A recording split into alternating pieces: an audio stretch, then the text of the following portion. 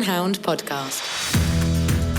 Hello and welcome to the Horse and Hound Podcast, supported this week by Clip My Horse TV, the leading live stream provider for equestrian sport and breeding. I'm Pippa Roome, magazine editor here at Horse and Hound. This week we'll be previewing the upcoming Dressage, Show Jumping and Para Dressage World Championships in Herning, starting with an interview with British Dressage team rider Lottie Fry. She'll pilot the impressive stallion Glamourdale at the event in just a couple of weeks' time. I know that he loves the big atmospheres and he loves the pressure, and the more people watching him, the better. He's just like the biggest show off, and he just wants to make sure all eyes are on him, really. I'll then be chatting to my colleagues Bryan and Jennifer Donald about the British team's chances at the championships and the main contenders. I think that we do have a really decent shot of, a medal, definitely. And it could be silver. I mean, it could be gold, but I think silver's much more realistic than gold. Finally, we'll catch up with our hunting editor, Catherine Austen, to talk about last week's Festival of Hunting at Peterborough. So we've got plenty to get through this week. Do up your noseband and let's get started.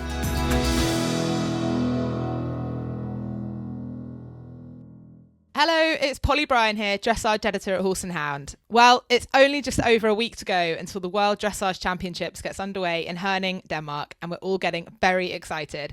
The teams have been announced, the countdown is on, and I'm here today with a member of one of those teams, the lovely Lottie Fry. Hi, Lottie. Hi. Lottie was a member of the British medal-winning team at the Olympics and the Europeans in 2021. She will be back on the British team riding at her first World Championships. Lottie, congratulations on team selection. How does it feel to have it confirmed you're off to Herning? Thank you. It's really exciting. This is my first World Championships, and I'll be taking Glamourdale. So it's going to be very exciting, yeah. It is, yes. So, of course, Everdale is the horse that people will have seen you competing at championships with last year. But yes, as you say, you'll be riding Glamourdale in Herning, his first ever championship. It's fair to say he is a bit special, isn't he? Tell us about Glamourdale. He is. He's very special. So in 2018, he was world champion for 7-year-old horses. Which was already incredible then. And he made such a great step up to Grand Prix last year. And he's only got a few kind of big shows under his belt, but he's just getting better and better. And he's already had the magical 80% one time. So it's just so exciting. And he's incredible to ride. So I'm really looking forward to getting in the arena next week. Oh gosh, I bet you are. He's pretty incredible to watch as well as to ride. You mentioned there that he won the 7-year-old World Breeding Championship title in 2018. That was, of course, with you riding. Back then, did you already have that feeling that he was going to go on to great things? You know, was he always a star in the making? Yeah, he's always been a star. I think ever since he was 3, he won the Stallion Performance Test. And I think from that moment, he's always been so special. And just when you look at him, he just has something about him. He's such a show off, and he has these incredible paces, and especially the canter. It's just amazing to watch. Yeah, and he scored 10s for his canter at that World Breeding Championship, didn't he? I seem to remember he did. That was the highlight of your performance then. We featured Glamourdale in a spotlight feature in the magazine quite recently. He was also our cover star for that issue. He looked incredible on the front cover of the magazine. You said when I spoke to you for that feature a little while back that he really loves a big atmosphere. He rises to an occasion. That must give you a lot of confidence going into something as big as the World Championships. Yeah, definitely. I know that he loves the big atmospheres and he loves the pressure, and the more people watching him, the better. He's just like the biggest show off, and he just wants to make sure all eyes are on him, really. I mean, I think he deserves to have all eyes on him. He is pretty incredible. Yeah, he does. And you mentioned that you've already had that magical 80% score, which is amazing. You've had lots of really good results with him, but I know you feel there's more to come, isn't there? Yeah, there's you always things that can be better, but yeah, he still sometimes feels a little green, especially going in to do all the Grand Prix things. And when he had 80%, he really was amazing, but there's still small things that we can pick up on and make better. And I think that's just so exciting the whole time, finding little things where we can improve.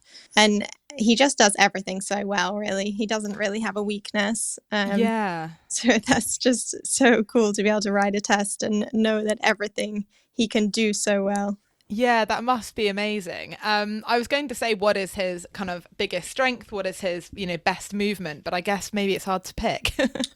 Yeah, I think it is. He gets very high marks for his extended trot, his trot half passes, his passage, his piaffe, his 2 tempies, 1 tempies, extended canter, zigzag, pirouettes. Just listing the whole Grand Prix there. Yeah.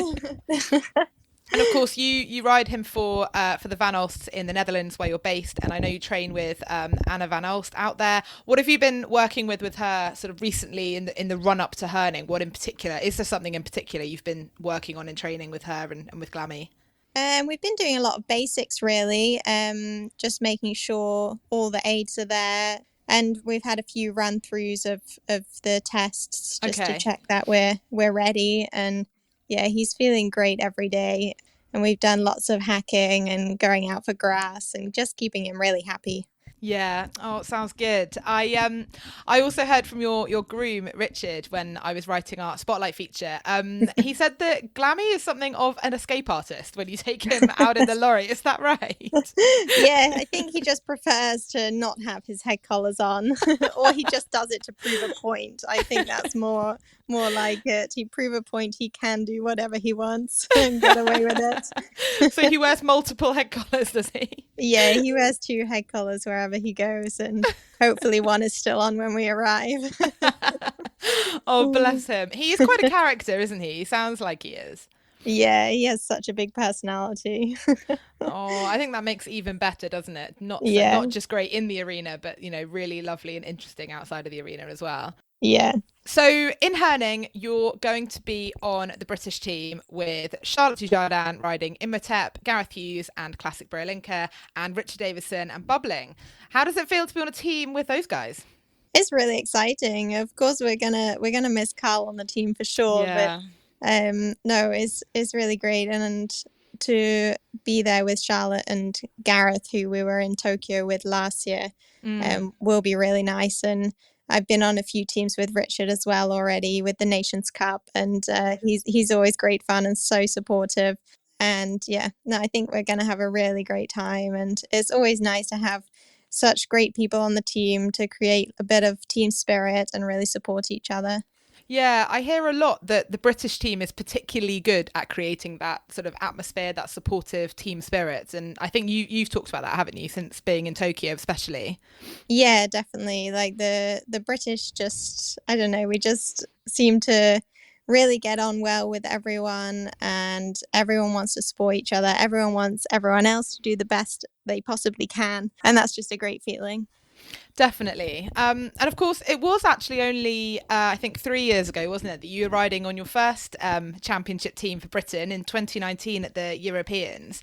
Yeah. It sort of does seem quite a long time ago. I'm not sure if it does for you. Obviously, so much has happened since then. But I'm interested in how your sort of mindset around competing at that very, very top level might have changed from then. Do you go into the championships now with a different sort of attitude, different sort of mindset, or is it very much the same kind of emotions?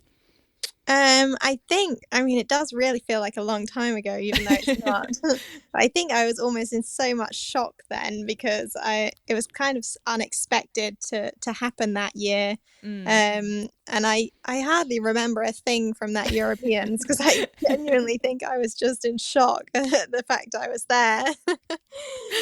Yeah. And definitely after Tokyo and after the Europeans last year, I really felt myself start to enjoy it a lot more and really kind of treasure every moment. And I'm hoping I'll be able to do the same at this championship.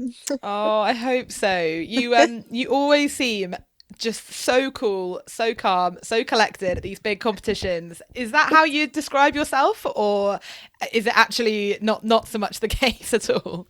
No, I mean, I am a pretty cool, calm person. And it's not till I come out the ring and then the adrenaline is just going, and it's like everything's coming out. As soon as you come out the ring, all your emotions come out that you've been kind of I don't know, you've been putting into this for the last year. So yeah, that's always kind of the main emotional moment as you do your last salute. And before then, there's so much focus, and all you think about is the horse, to be honest. Nothing else goes through your head. Yeah. I mean, you always do look incredibly focused in the arena.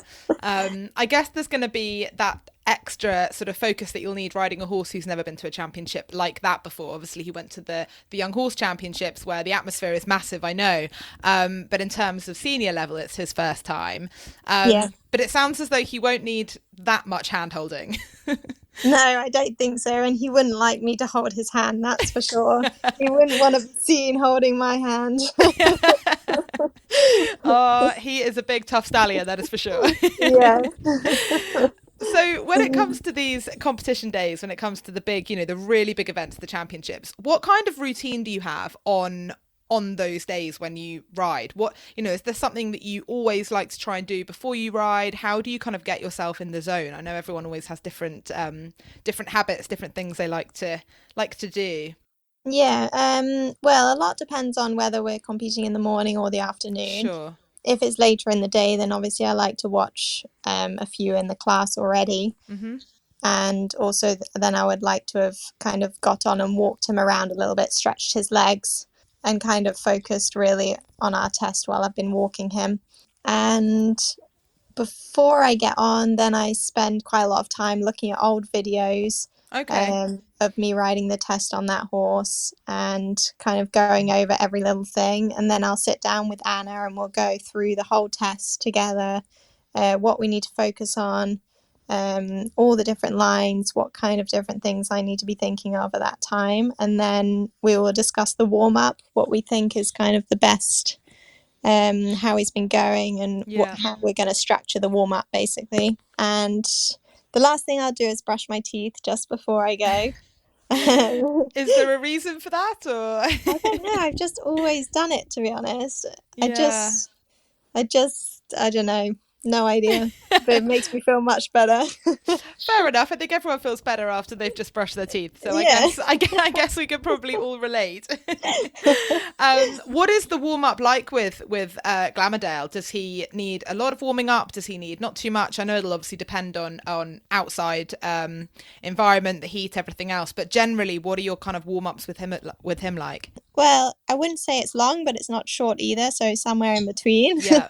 And then we build him up really slowly, stretching, making him really supple. And then probably the last 15, 20 minutes before we go in, then we start to put the power in and kind of build him up so that hopefully he's at his peak as we're going into the arena. Yeah. Obviously, that is what we all want. And he and Everdale have very similar breeding, don't they? They're Lord Leatherdale Negro, aren't they? Both of them. Yeah. How are they similar and how are they different to each other? Obviously, you've ridden both of them quite a while now. Yeah. They both love to show off. They don't want to let me down. Like when you're in the ring, you can really feel they're really trying for you. And I think that's so important, especially with a stallion, that they're gonna fight for you. I think they're both like, especially behind closed doors, they're really cuddly and they do love a cuddle, as much as they don't want to admit it. They definitely don't necessarily look like that's what they're like when they're out in the ring doing their stuff. But it's lovely to hear that, that they're little cuddly ones in the stable. Yeah, and they both have so much power. Like it just feels endless. And when you're riding them, it feels like there's no limit to the amount that they can give you. Which is a really special feeling. You don't get that so often. Definitely not. And how would you say they were different? Are they quite similar in their kind of mindset and in their sort of what's going through their mind in a test, do you think, or not? I think they're probably similar with that. I'd say Glamourdale is much more kind of chill about everything. Okay. Everdale has a lot more kind of energy and always excited, whereas Glamourdale will walk around super chill and just like chat away to everyone. So he's a bit more of a talker, and Everdale doesn't really talk too much. He's just very excited, and and in that way they kind of show off their different personalities. Yeah, it's really interesting, isn't it? The difference. And obviously you ride so many horses, a lot of them stallions, and it must be really fascinating seeing their different personalities every day, and how they evolve as well, because obviously you ride these horses from a young age, and then bringing them up through the levels. It must be lovely to have that relationship with them. Yeah, it really is. Oh, fabulous. I just have one more question, which is related to your routine on competition days. What do you eat for breakfast before a test at a championship? Do you eat breakfast? God. I will eat something, but actually, like, it varies so much depending on how I feel. But okay, hopefully, if it's later in the day, then I always try and find some pasta. I don't know why. I just have this for breakfast. Well, hopefully it's later in the day and I don't have to push it to breakfast. But if it has to be, it has to be. And I just have it in my head that I should eat some pasta before I ride. Everyone thinks I'm crazy. Oh, I don't know. Sounds sensible. Well, it's certainly been doing the trick so far. So I say carry on. Yeah. Oh, well, Lottie, thank you so much for joining us today on the Horse and Hound podcast. It's been fascinating to chat with you ahead of the World Dressage Championships kicking off in Herning. We all can't wait to see you in Glamourdale, and of course the whole British team in action. We'll all be cheering you on. Very best of luck. Thank you very much.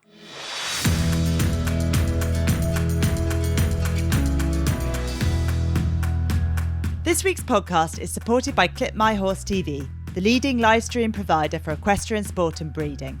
If you don't want to miss a moment to the World Championships, tune in on Clip My Horse TV and FEI TV. Those who are not premium members can enjoy all the benefits free with a 1-month trial. Use the code HH10 to save 10% on premium membership after that.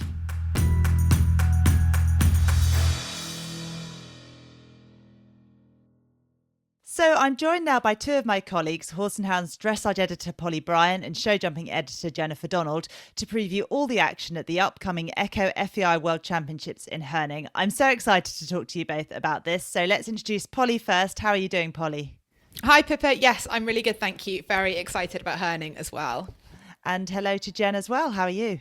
Hello, yeah, good. Also equally excited, if not more. I can't tell. I think we're all highly excited over here. Yeah, I think, it's that time of year at Horse and Hound when things start to get a bit crazy and we're all super busy. But I think for us, sort of the Olympic sports editors, it is the absolute prime time of the year, and it is the time that we love to be previewing, reviewing all the action at these big championships, even though we're so crazy busy. Jen, I'm going to come to you first on this one, because you have actually been to Herning before, which is the venue in Denmark where these multidiscipline world championships are taking place. You went there for the 2013 European, so it is a while ago, but I'm sure you can remember some things about it. Tell us, what's it like? It's one of these venues which is absolutely fantastic. It does stick in the mind. Obviously, my memories are slightly hazy going that far back, but the stadium itself is huge and it just feels like such a great atmosphere. I think the Danish crowds are really up for it, and even if the venue itself isn't completely full, it just raises the atmosphere. It was a great championship to be at, and actually it was a great championship 2013 when we won so many medals, so that obviously the memories there are very good. But I think as a venue, all the riders enjoyed it, we enjoyed it, spectators enjoyed it as well, so I think lots to look forward to. This is very reassuring for me because I haven't been there before, so it's good to hear that it's a great venue. And the Brits won the team gold at that European Championships in the show jumping, didn't they, Jen? That's it. It was one of those absolutely unforgettable moments when it was just medals galore for the Brits that year. We won the team gold, and Scott and Ben got silver and bronze respectively for their individuals. So there was so many good celebrations, so many good memories, and just brilliant performances. And it's just one of those places that just is electric, and I think we would have been cheering for whoever won. It was just it was really good that it was British that year, so we enjoyed it immensely. So I hope to see more of the same again this year. And Scott Brash and Ben Mayer, who won those individual medals, featuring in the British teams again, but we'll get onto that in due course. The thing I remember from that championship, Jen, is of like looking back on it, and I wasn't there, but I remember looking at the pages, and I literally remember this picture of you and our dressage editor at the time, Alice Collins, and Jenny Rudel from Horse and Country, jumping into each other's arms at the moment when the Brits won the team gold. It was a brilliant picture. I've never seen anything like it. It was fantastic. And I don't know how, it was John Stroud who captured it for us. He just got that image, and it sort of sums up the whole championships and just the emotion and the build up to all that. We were all sort of, you know, I was following the show jumping, Alice was there for the dressage, and obviously Jenny was there for Horse and Country, but we just all came together in that moment. There was just so much to celebrate. It was like, I'm still getting goosebumps just talking about it. It was when you see all your team sort of come together like that and such pressure building up over so many days to win that, it was one of these unforgettable moments. It was brilliant. And I think I remember it as well as, you know, maybe the Brits' team gold at London 2012 had been a bit of a surprise. So it felt like a bit of a consolidation to get that result the year after as well. That's it. And we had, obviously, we mentioned Ben and Scott on the team, but we also had William Funnell and Michael Whitaker that year. And they just all had horses that were at the top of their game. And, you know, it came on the back of 2012. So there was that something of an expectation that we could do it again, but you just never know in these championships. You know, so much could go wrong. You know, horses can fall by the wayside or whatever. So when it all comes together like that, it is amazing. But it brings a certain amount of pressure as well. I think people like Ben Mayer will be feeling it again this year. When you've won a medal, the expectation is there, and it does bring extra pressure with it. So I don't know whether it's better to be the underdog and slip through the net quietly, or to celebrate as you go along and just hope for the best. Well, happy Herning memories there from 2013 for Jen. Let's look forward to this year's championships. So we're going to start with the format, and we'll go sport by sport. So the Blue Horse FEI World Dressage Championships, to give it its full title. Let's start with you, Polly, talking about that one. So the dressage, what's the format? How many days are they competing over? How many people competing each day? How does it all work? So I think a lot of people are probably quite relieved to find that we are back to a more familiar format with the World Dressage Championships compared to last year in Tokyo, when there was a very new format and a lot of people took a long time to get their heads around it, myself included. This year it is much more familiar. The team competition is judged from the Grand Prix alone. All the starting competitors will ride the Grand Prix over 2 days, the Saturday and the Sunday. And the medals be awarded based on those Grand Prix scores. There's 4 to a team. The best 3 scores are to count, which again is definitely, I think, a relief to a lot of people after being on teams of 3 in Tokyo. And then the Grand Prix also allows, it acts as a qualifier for the first of the individual competitions, which is the Grand Prix Special. It's the top 30 combinations from the Grand Prix that progress into the Special. That's on the Monday, on the 8th of August. And there'll be the first set of the individual medals awarded for the Special. All 4 of the riders on each team, on a team, can go forward to the Special if they qualify, if they are within that top 30. That's a bit different for the freestyle, which the top 15 from the Special qualify for the freestyle, but no more than 3 riders per nation are permitted to actually ride in the freestyle. And it does, more often perhaps people think, it does happen that all 4 riders in one particular team actually qualify for the freestyle, and unfortunately the one who qualified with the lowest score cannot actually compete. This happened to Britain's Gareth Hughes at the Europeans last year. He did finish, I think it was 15th in the Special, but unfortunately he had to take a back seat and not ride in the freestyle. But that is been the case for a while. That is not a new rule. And we're very excited to see 2 sets of individual medals and of course the teams. And of course, at the last World Championships in 2018 in Tryon, where you and I were together, Polly, we actually lost that freestyle due to the weather. Oh my gosh. I mean, due to the weather makes it sound like it drizzled or something. There was actually a hurricane. Although I think we got off quite lightly, didn't we, Pippa, with the effects of it actually on the two of us. But yes, the freestyle was cancelled. It was pretty devastating for everybody involved, and there were a lot of jokes flying around about the only person to ride a freestyle that week was Charlotte Dujardin, because she was out there on the horse Mount St John freestyle. So I'll always remember that. But yeah, very excited to see a World Championship freestyle for the first time since 2014.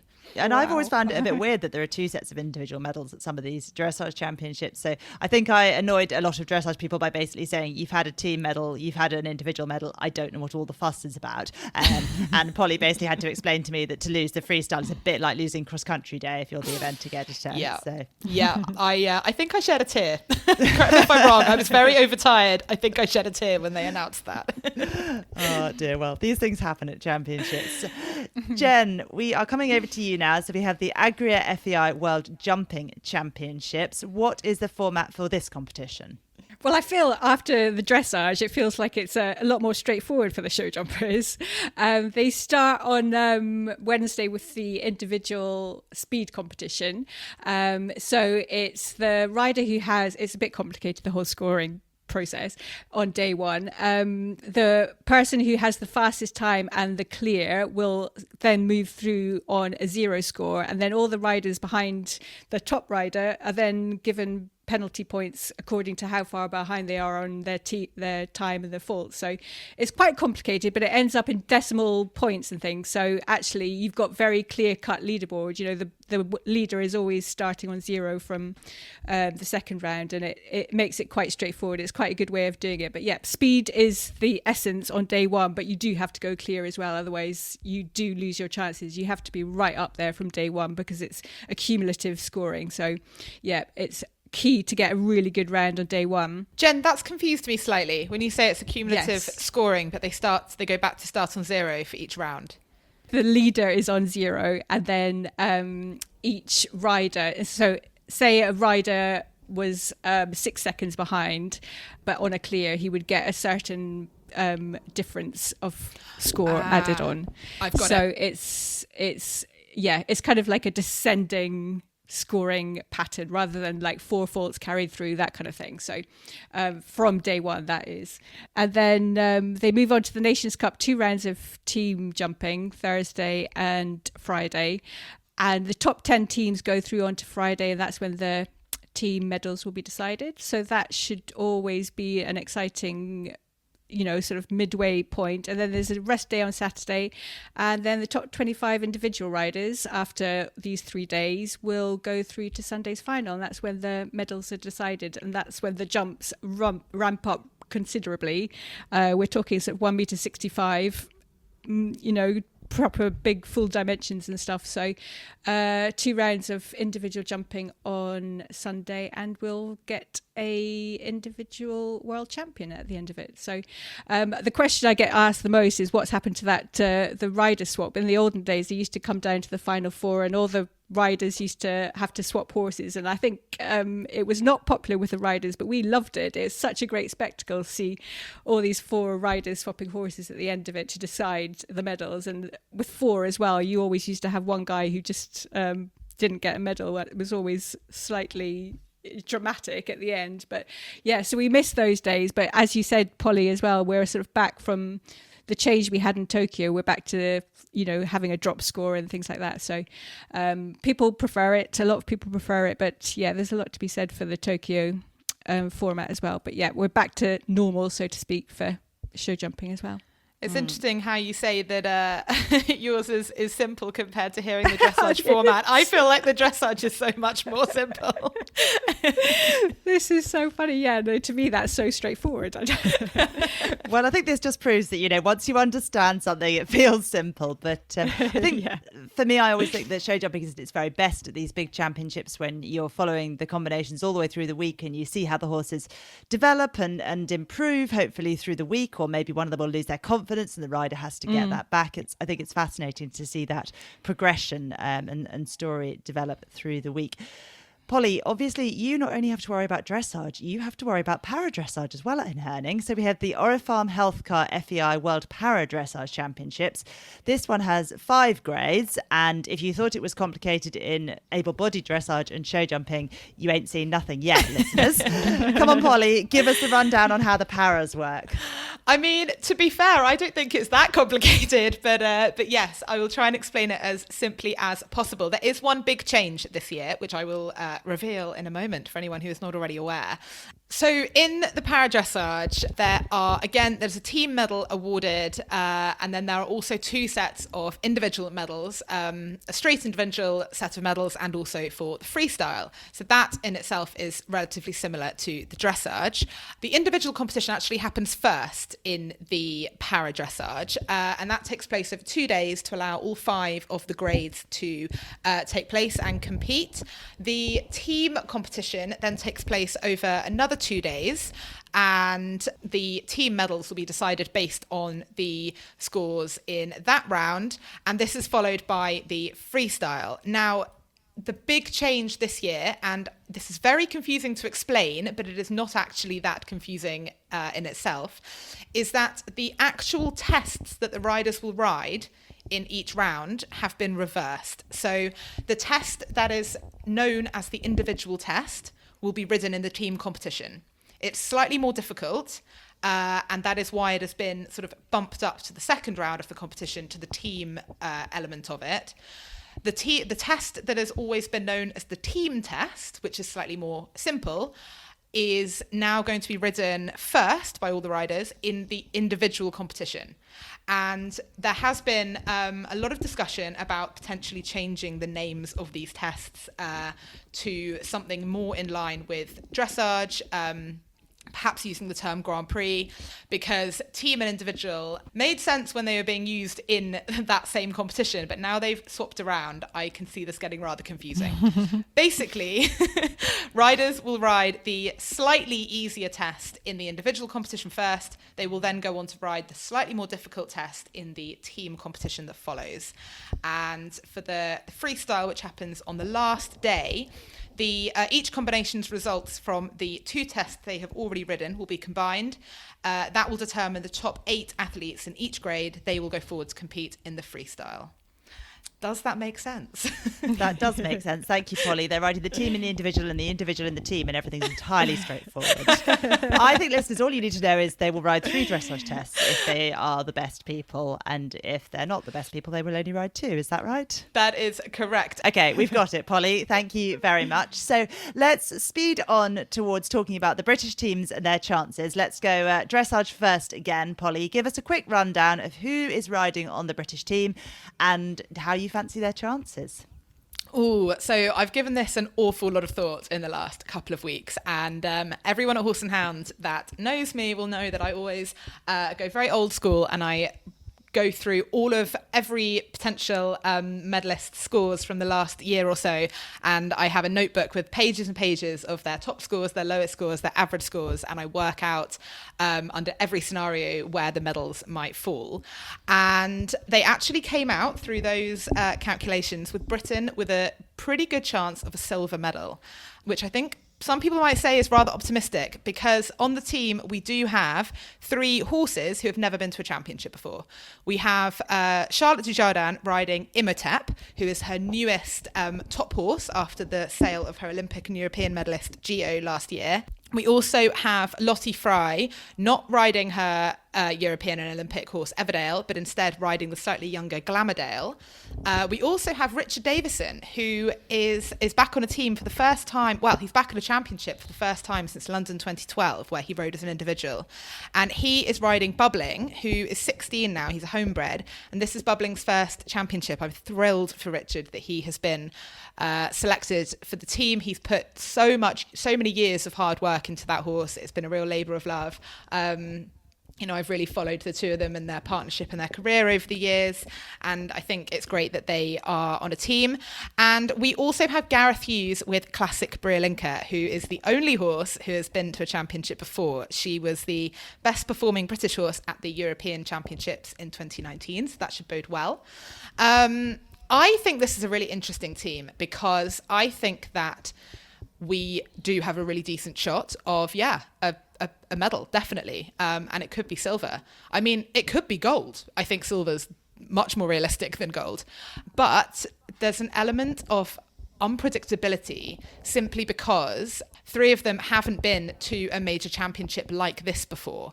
Especially in the case of Charlotte and Imhotep, they've only ridden 2 international Grand Prix as a combination ever. Imhotep has only done a handful of Grand Prix in his life. He's only 9. He made his Grand Prix debut in March this year, and he very sadly had to be withdrawn from the Hartpury CDI earlier this month because he had suspected colic. Luckily, he didn't turn out to have colic. He was absolutely fine, but they obviously had to do the right thing and withdraw him, which was a real shame and definitely would have hampered Charlotte's preparations with him a little bit. She would have desperately wanted to get him out in front of international judges one more time for sure. But he's a mega talented horse. I'm really excited about him. And yeah, Glamourdale as well is another super, super exciting horse that I think a lot of people cannot wait to see.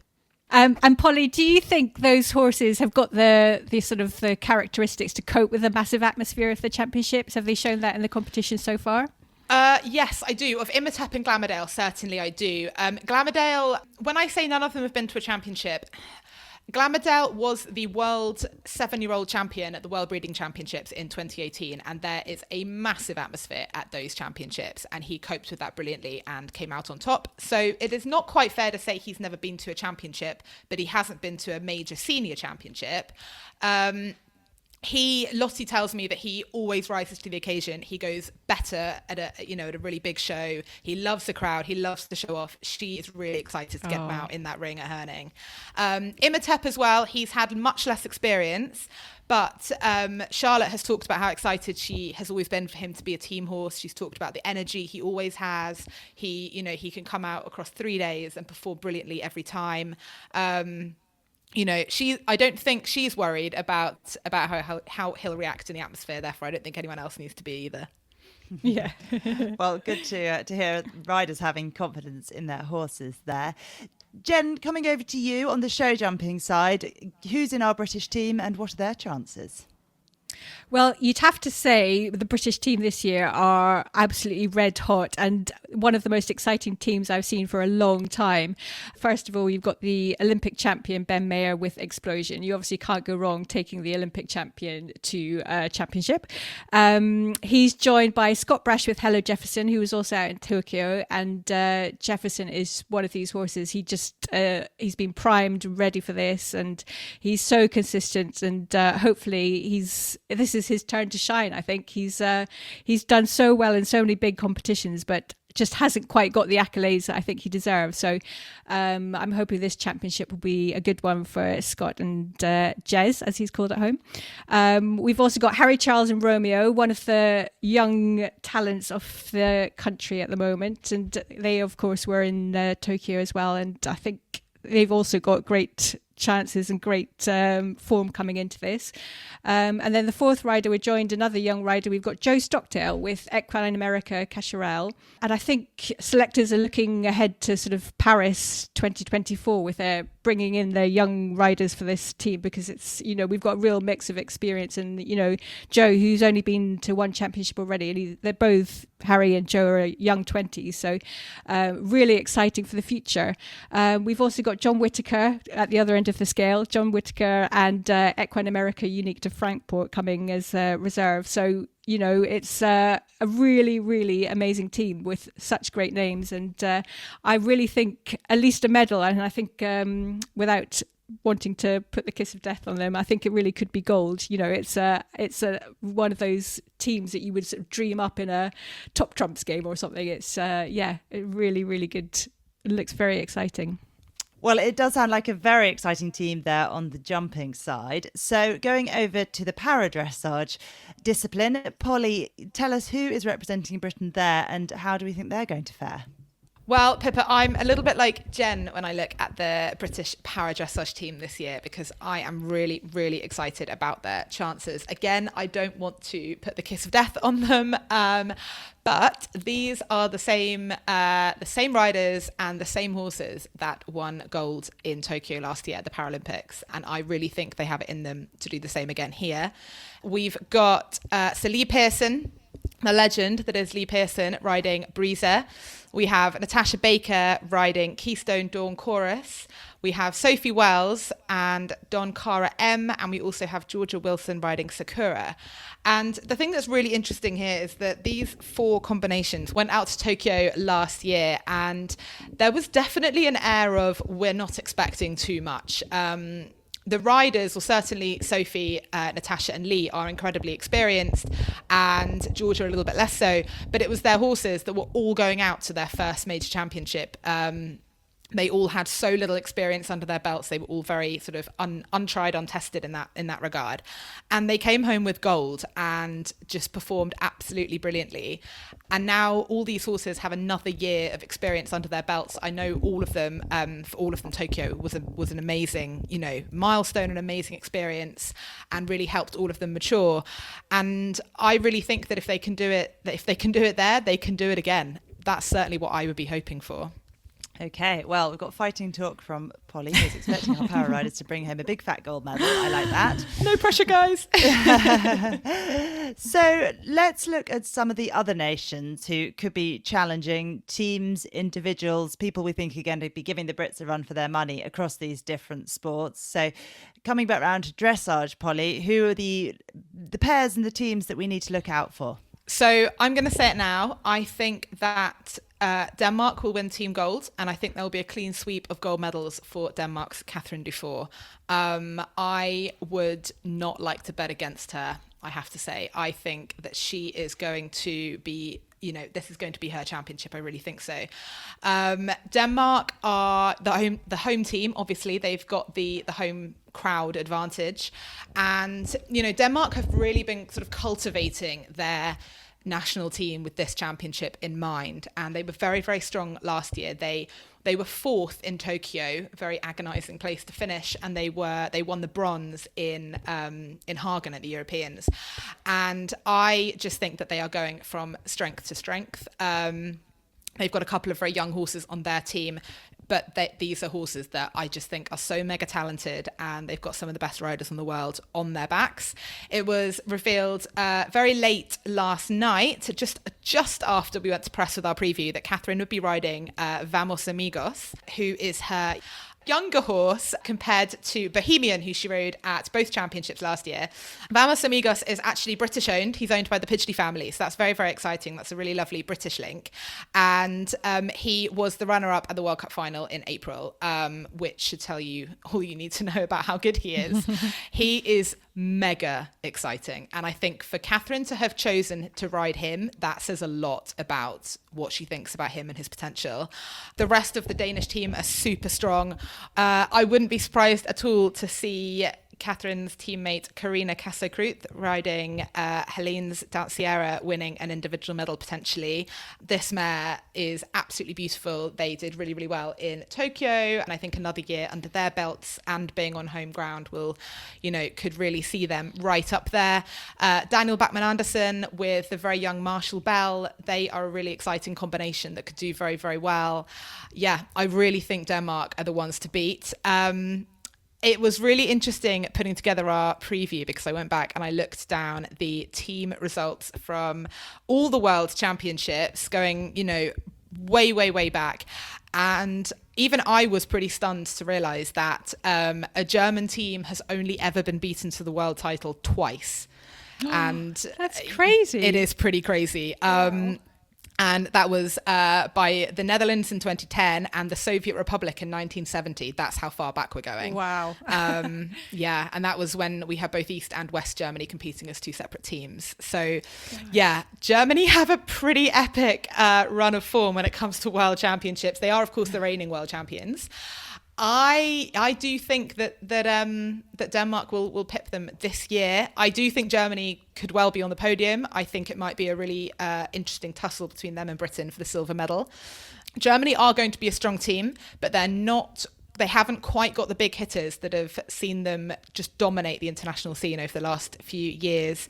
Isabel Worth has recently retired her two top mares, Viagold and Bella Rose. She will be riding DSP Quantaz, who is another very talented horse. Whether or not he's going to make it onto the individual podium, I don't know. We also don't have the reigning Olympic and European champion Jessica von Breda-Vendel. She is, having her second baby in August, is certainly when it is due, and the best of luck to her. She will not be riding in Herning, and that has actually opened the door for another couple of really talented riders to get onto the German team, which is, often a bit impenetrable. And I think they could do really, really well, but I don't know if they're going to hang on to their gold medal run. Oh, really interesting. It sounds like it's some real action to be had there, with possibly a change in what can sometimes be quite a predictable sport. I think it's also really worth mentioning that although I have predicted those three teams ending up on the podium, the USA could be up there, the Netherlands could be up there. I do think that it could be a really open competition, because there's quite a few across all these top teams. There's quite a few really big names that are missing, or they're riding less established horses. And I think it could get really interesting and really mix things up. Great. Well, we'll look forward to hopefully a tight competition in the dressage there. Of course, I have to mention Carl Hester, who will not be riding on the British team in Herning. This is the first time since 2008 Carl has not ridden on a British Championship dressage team. And we will miss him hugely. His lovely top horse On Vogue suffered an injury earlier in the year and just really hampered his preparation and his sort of fitness program leading up to team selection. I've never reported on a dressage championship without Carl riding there. I feel like it's going to be quite strange for me. He will be out there though. He is the part owner of Imhotep, Charlotte's ride with Coral Ingham. So Carl, I'm sure, will be out there, obviously a huge part of the wider team and obviously supporting. Well, it's strange to have that British team competing without Carl, but of course, as you say, he'll still be a big part of what's happening out in Herning. So moving back to the show jumping again, Jen, who are the other teams and riders we need to look out for aside from the Brits? Well, aside from the Brits, show jumping is notoriously difficult to predict. I hate it when everyone says, please can you make some medal predictions for these previews and things. But there's always some key nations to look out for in the show jumping. USA, Sweden are always huge. We've got their current Olympic champions, reigning Olympic gold medalists. Sweden have a very strong team, so I'd be looking out for them. I remember their jump off against each other in Tokyo. It was absolutely incredible, wasn't it? To have three of your team riders jumping off against each other, it just shows what a force they are. And you've got the three same riders going again for the World Championship. So they'll be very exciting. We've got Henrik von Eckermann with King Edward, who I think we all love, one of our favourite combinations. And I think they deserve to be right up there. And then you've got Peter Fredriksson with H&M All In, who we all love. And to have come away with so many silver medals, and you feel like this is probably their last chance to get that individual title that they again deserve. And I didn't realise he'd never won individual gold. He's finished second to Nick Skelton in 2016 and then Ben Mayer in Tokyo. So it's he's won team gold. I mean, it's he hasn't done too badly for himself, but especially with that horse as well. It's just it's sort of thoroughly deserved if they did do it, but we'll see how they get on. And then, some other key nations to look out for: Netherlands, Belgium, Germany, and actually Ireland have got a really good team again this year. Ireland always managed to put a really good team together, and they have been sort of gunning for this for quite a while. They've got some big names like Dara Kenny, Bertram Allen, and Cian O'Connor, and with Daniel Coyle as well. So I think they're ones to look out for. Always do well in a championship, and are really focused and really good for these kind of big events. You can't go wrong with Switzerland as well. They've got some amazing riders at the moment, none more so than Martin Fuchs with Leonie J, who did so well at the Europeans, got individual silver and team gold. Martin Fuchs is always one of these brilliant championship riders as well. It's along with Steve Gerdat, they just seem to come to the fore in these big competitions, and that's what you need. as part of your team. So I wouldn't discount this. There's countries like Brazil and France who might, probably not the red hot favourites, but again have got some really good names among them. So other ones to look out for. And then individually, you've got the reigning European champion Andre Thiem, who's from Germany with DSP Chakiria, and I think he could be gunning for a medal as well at these championships. And then Harry Smulders in Monaco are one of my tips. He's one of these riders. He's one of the best in the world and has won competitions all over the place. But amazingly, he's only won one championship medal in his career. So I feels like it's his turn to do well and to get a medal. And Monaco, that horse is just one of the most exciting horses on the circuit at the moment. So I think they're ones to look out for as well. So it's going to be, when you've got all these kind of amazing names that we've been following, we've had so many championships in recent months, years, with the build up from Tokyo and Europeans and everything. We've had the same sort of big names coming out and performing over and over again. So it's really exciting to follow their progress, and I just hope they all come back and are in top form in Herning. It should make for a very good competition. Well, that sounds like it's going to be an exciting one too, with lots of different teams in the mix there. So finally, Polly, on the para-dressage side, who are Britain's big I was about to say enemies. I don't think enemies is an appropriate word. Big rivals going to be. Big rivals. Well, although I did say that I had tipped Britain for gold, they really do have some very strong competition. I definitely need to say that. The Netherlands are the team that ended Britain's unbeaten championship run in terms of team medals in 2018. The Netherlands won world team gold, and they followed it up with the European title a year later, which was one of the reasons why it was such a surprise that Britain managed to come back and just edge past them in Tokyo. The Netherlands are definitely going to be really big contenders out in Herning, but a little bit like in the dressage, they are one of these very, very top teams who's actually missing one of their top performers from recent years, and that is Rix van der Horst, whose mare Findsley had to be withdrawn ahead of the freestyle in Tokyo. That mare has gone back to her owner to have some rehab, and Rix won't be on the team this year in Herning. So she will be missed greatly, but the rest of the Dutch team are very strong. They've got amazing strength and depth in the Netherlands when it comes to para-dressage. So I definitely expect them to be on a podium. Denmark as well, on home ground, I really think they could do very, very well. They've got some really super riders and horses, and I really think they could do well. And then there's teams like Germany, Belgium, France, who I wouldn't necessarily expect to be on the podium, but I would expect to be pushing towards it, if that makes sense. It's unlike show jumping, dressage and para-dressage too is rather more predictable, but anything can happen. We really don't know. So I think it's going to be very exciting. Well, it sounds like we've got such an exciting championships coming up across all three disciplines. Thank you so much, Polly and Jen, for joining us today and giving us all of your insight and knowledge. Polly, of course, will be out in Herning following all the action. Eleanor Jones, our news editor, is actually heading out to Herning as our show jumping reporter, as Jen sadly wasn't able to make it out there this year. But Jen will, of course, be part of our team supporting Eleanor from home. We'll have lots of staff supporting both Polly and Eleanor to bring you the very best coverage across both web and mag. So we're looking forward to that week. And thank you, Polly and Jen, for joining me today. Thanks, Pippa. Can't wait.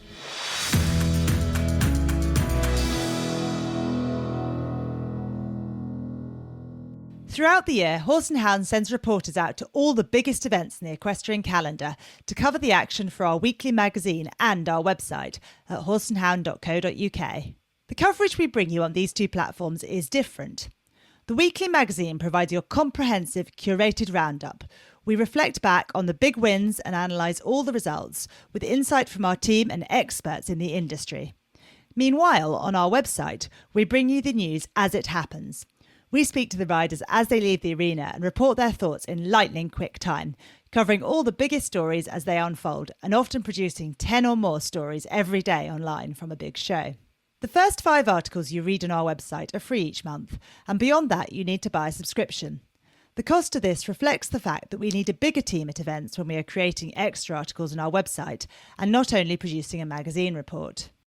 To buy a Horse and Hound website subscription, visit horseandhound.co.uk and click subscribe, or for great value, in the same place you can buy a combined magazine and website subscription. We know that magazine subscribers are our most loyal audience, and we really value your ongoing and vital contribution to our business. Therefore, if you are already a magazine subscriber, the cost to upgrade your subscription to include full website access is minimal. Call 0330 333 1113 to find out more.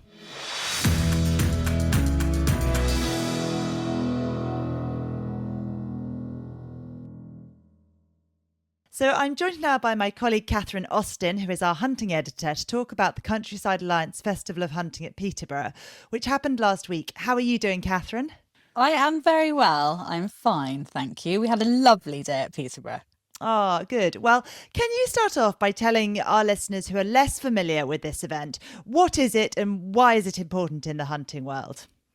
It's hunting's big summer day out. It's the premier hound show. There are quite a lot of hound shows, in this country and all over the world, but this is probably the oldest. It's the most famous. It acts as a bit of a championship, a bit of a, hound of the year show sort of thing. And the great thing about it is that it combines nearly all types of hounds. They have their separate rings, foxhounds, and there's harriers, beagles, bassets, bloodhounds and so on. And it is a really joyful, happy, fun day out where hunting people get together in the summer, see their mates, go shopping, see beautiful hounds, get excited. And it also leads you a little bit towards next season. You suddenly think, oh, it's the end of July, better get my horse up, better get going, better start thinking about hunting. So if I was to go to the Festival of Hunting or even another hound show, I guess, next year or later this year, what would I expect to see? Is it like going to a horse show? Are there trade stands? Can I stand at the rails and watch hounds being judged? How does it work? Yes, absolutely. It's exactly the same. You have hounds being judged all day in different classes. Classes with different types of hounds, different ages of hounds, with very smart hunt staff wearing their hunt livery, showing them beautifully, which is a real skill. Lots of trade stands of all sorts. My great friend Mike Jackson managed to buy a new red coat for field mastering for a magnificent £10, which was a bit of a bargain, rather old coat, but very well made. The usual, food and drink and displays of various things. Also 2 interhunt relays, a junior interhunt relay and a senior interhunt relay, which are very competitive. A lot to look at and a lot to enjoy. And it looks great. Beautiful hounds of all colours, hunt staff wearing their different coloured coats. It's a very vibrant. It really appeals to the eye as well as everything else, I think. I'm just flicking through the pages in this week's magazine, actually, of our report on the event, and it looks great fun. And as you say, there's a lot to look at and enjoy, and lovely to see all these hounds and lots of pictures that we had, and as well as sort of people hugging hounds and just enjoying the time they're spending with them, as well as them being sort of show animals here. Absolutely. Hunting is nothing without hounds. They are at the forefront and the centre of absolutely everything they do. They're amazing, amazing creatures, extraordinarily intelligent, very loving, very affectionate. They're super, and it's a real way of celebrating the hound and remembering how very lucky we are to have hounds and that we must do our best to keep them.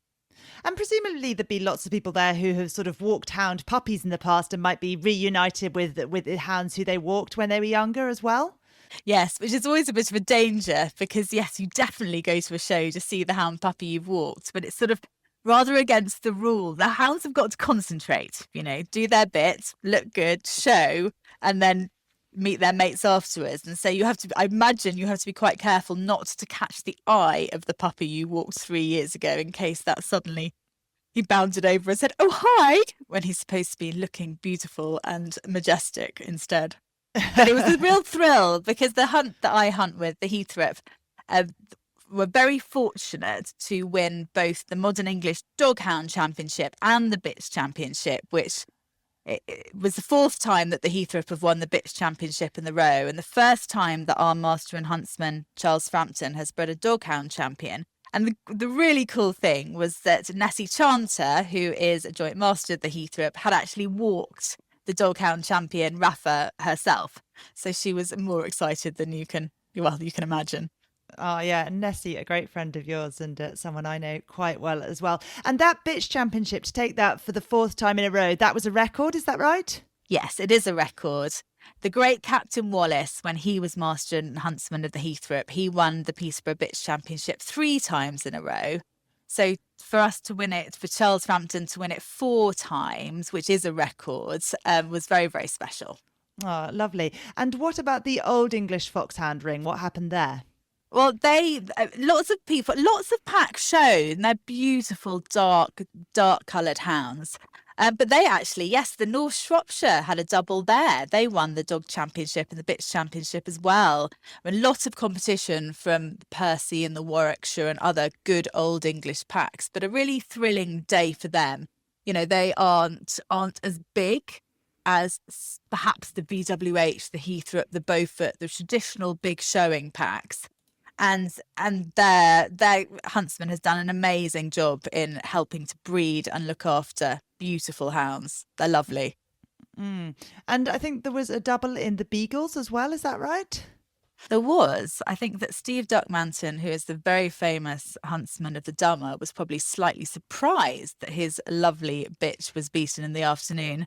But the Chilmark and Clifton Foot won both their championships with extremely good-looking hounds. And I mean, Beagles are not only adorable, but when they stand and show themselves, somehow because they're smaller than Foxhounds and Harriers, they show themselves particularly well for some reason. They really stand there and say, "Look at me." And there were some gorgeous Beagles there, and yeah, it's a very, very competitive world, hound showing, but it is done for a reason. We're not there because we want to produce pretty looking animals. We're there because we want to show that the best hounds are the ones that have good conformation and move well.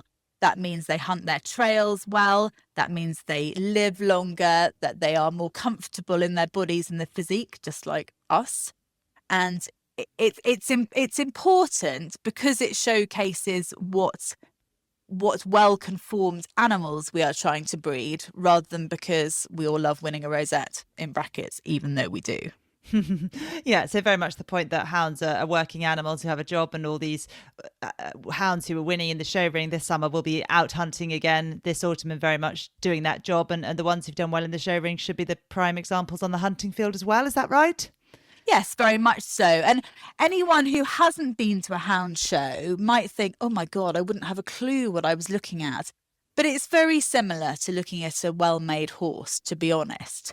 And once you get your eye into thinking, does this have a good shoulder? Does it have a strong straight front leg? What's its back like? How does it move? You can get quite captivated by it because those principles remain the same, probably across all animals, to be honest. Well, maybe we can all head out and judge some sheep and cows and hounds and horses. Do you think sheep move well? I'm not quite sure. It'd be interesting to know, wouldn't it? I have never been to a sheep show. I'm not going to start getting involved in that. Oh, you should go to the Royal Welsh Show. Absolutely. It's amazing. But they don't really make them gallop, do they? Anyway. Maybe it's more about judging the quality of the fleece. Yeah, maybe. We're going to get complaints from very successful sheep showers, I'm sure. We probably are. Let's stop going down that line. But Catherine, you're obviously very knowledgeable about showing hounds, if not sheep. So thank you for joining me to tell us all about that Festival of Hunting. I don't think I am very knowledgeable, but it's a great day out for hunting and it brings us all together. And of course, if you are a hound show geek and you want to get all the results and all the pictures, we have the full report on that in this week's magazine. Thank you, Catherine. Thank you.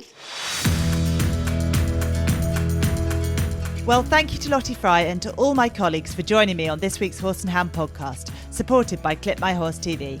It's been so great to look forward to the World Championships, as well as reviewing the Festival of Hunting.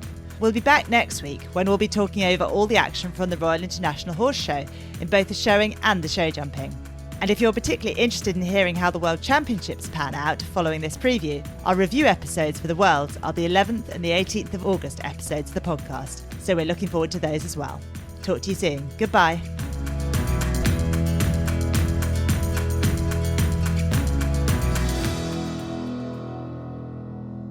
The Horse and Hound Podcast is a Media Cage production.